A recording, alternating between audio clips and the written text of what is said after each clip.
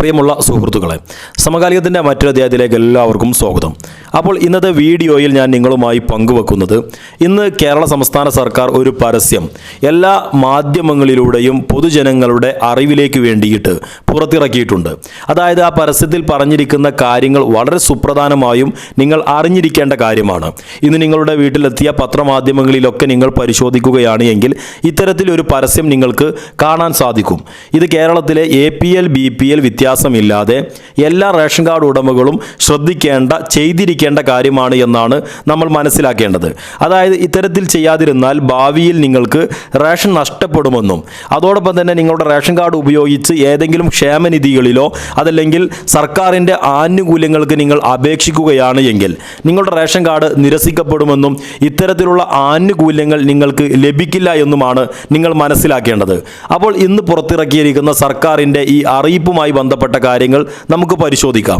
അപ്പോൾ ഇത്തരത്തിൽ നിങ്ങൾക്ക് ജീവിതത്തിൽ ഏറെ പ്രയോജനകരമായ നിരവധി വീഡിയോകൾ പങ്കുവെക്കുന്ന സമകാലികം എന്ന യൂട്യൂബ് ചാനൽ ഇതുവരെ നിങ്ങൾ സബ്സ്ക്രൈബ് ചെയ്തിട്ടില്ല എങ്കിൽ തീർച്ചയായിട്ടും സബ്സ്ക്രൈബ് ചെയ്യുക, ബെല്ലൈക്കൺ കൂടി എനാബിൾ ചെയ്യുക. അപ്പോൾ സർക്കാർ ഈ പരസ്യത്തിലൂടെ പറഞ്ഞിരിക്കുന്ന കാര്യമെന്ന് പറയുന്നത്, താങ്കളുടെ റേഷൻ കാർഡിലെ എല്ലാ അംഗങ്ങളെയും ആധാർ റേഷൻ കാർഡുമായി ബന്ധിപ്പിക്കൽ നിർബന്ധമാണ് എന്നും അത് ഉറപ്പുവരുത്തണമെന്നാണ് സർക്കാർ ആവശ്യപ്പെടുന്നത്. അതോടൊപ്പം തന്നെ റേഷൻ കാർഡ് ആധാറുമായി ബന്ധിപ്പിക്കേണ്ടത് ഓരോ പൗരൻ്റെയും ഉത്തരവാദിത്വവും കടമയുമാണ്.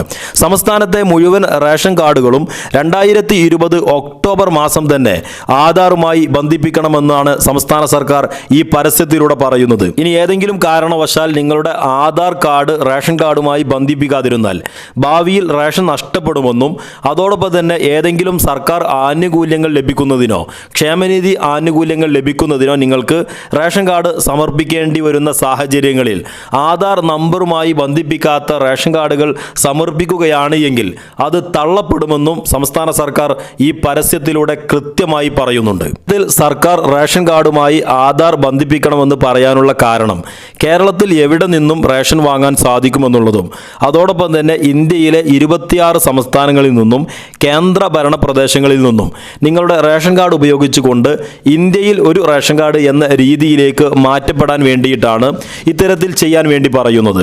ഇനി ഇത്തരത്തിൽ ബന്ധിപ്പിക്കാത്ത ആളുകൾ, ഇതുവരെ റേഷൻ കാർഡുമായി ആധാർ നമ്പർ ബന്ധിപ്പിക്കാത്ത ആളുകൾ ചെയ്യേണ്ട കാര്യം എന്താണെന്ന് ചോദിച്ചാൽ, ആധാർ കാർഡിൻ്റെ പകർപ്പിൽ റേഷൻ കാർഡ് നമ്പർ രേഖപ്പെടുത്തിക്കൊണ്ട് നിങ്ങൾക്ക് അടുത്തുള്ള അക്ഷയ കേന്ദ്രങ്ങളിലോ അതല്ലെങ്കിൽ റേഷൻ കടകളിലൂടെയൊക്കെ ഇത് ചെയ്യാൻ സാധിക്കുന്നതാണ്.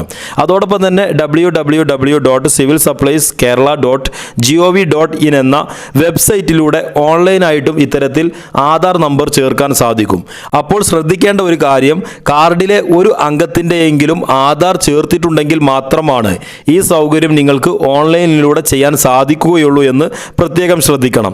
അതല്ലാത്ത പക്ഷം അക്ഷയ കേന്ദ്രങ്ങളിലൂടെയോ റേഷൻ കടകളിലൂടെയൊക്കെ ഇത്തരത്തിലുള്ള കാര്യം നിങ്ങൾക്ക് ചെയ്യാൻ സാധിക്കുന്നതാണ്. അതോടൊപ്പം തന്നെ ശ്രദ്ധിക്കേണ്ട മറ്റൊരു കാര്യം, ഏതെങ്കിലും സമയത്ത് ഇത്തരത്തിൽ ആധാർ നമ്പർ റേഷൻ കാർഡ് നമ്പറുമായി ചെയ്തിട്ടുണ്ട് എങ്കിൽ ഇനി നിങ്ങൾ ഒരിക്കലും ഇത് രണ്ടാമത് ചെയ്യേണ്ട ആവശ്യവുമില്ല.